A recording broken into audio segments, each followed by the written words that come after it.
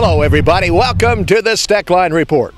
Originating from Cheney Lake, west of Wichita about 20 miles, as we're having a picnic.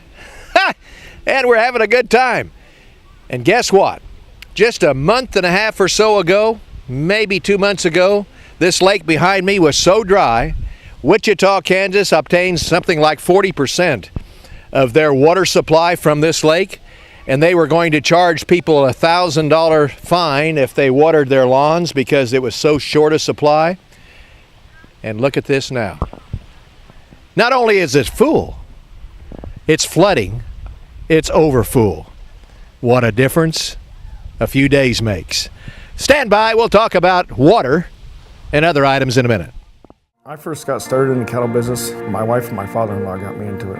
I love dealing with the animals and being in the outdoors. At American Ag Credit, I know a lot of them are in the same business that I am. Therefore they understand what I need and what problems I'm against, so they can work with you on it, and it makes it much easier. It's been passed down to me through the generations, and I want to pass it on down to the next generation or two.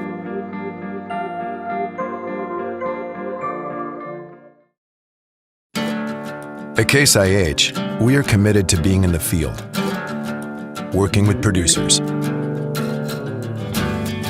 That's why 2/3 of our experts are out there helping them with on-site solutions to increase power, improve efficiency, and maximize their productivity.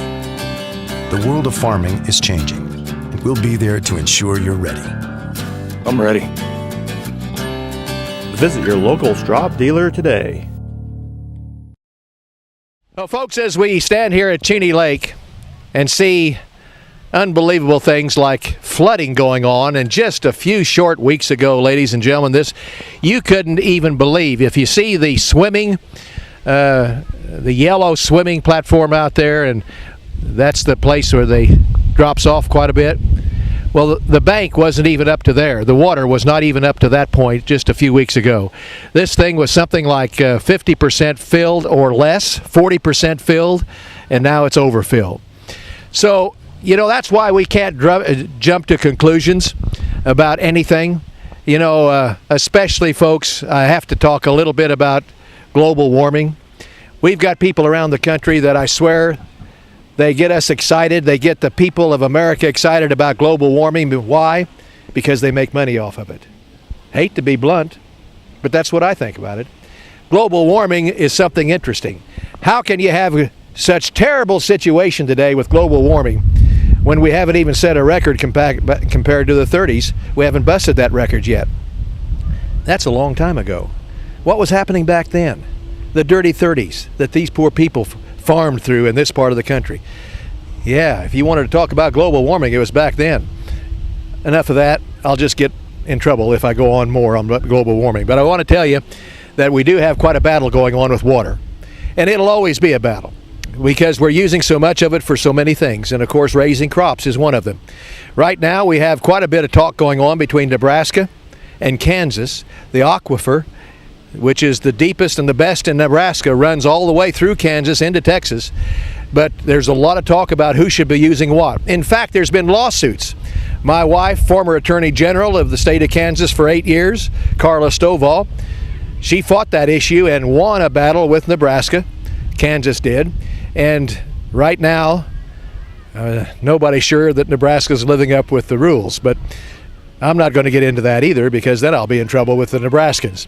And I love all of you.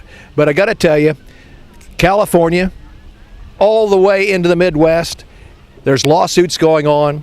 Everybody's worried about their future way of getting water, and I can understand that. So there's going to be some stringent rules coming along.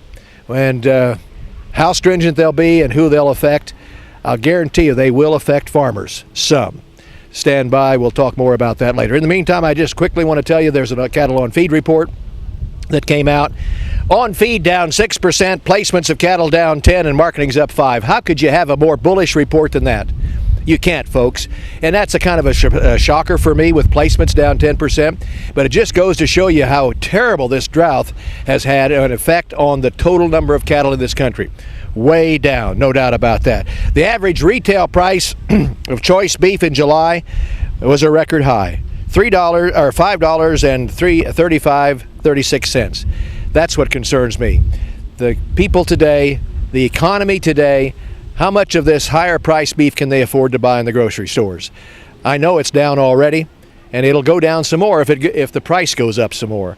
So that's something that will keep the lid on cattle prices compared to what some people thought it would do. In fact, they missed it the last year or two because of just that.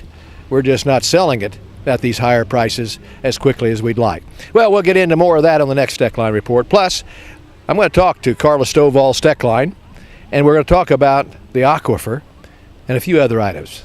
Hope to see you then.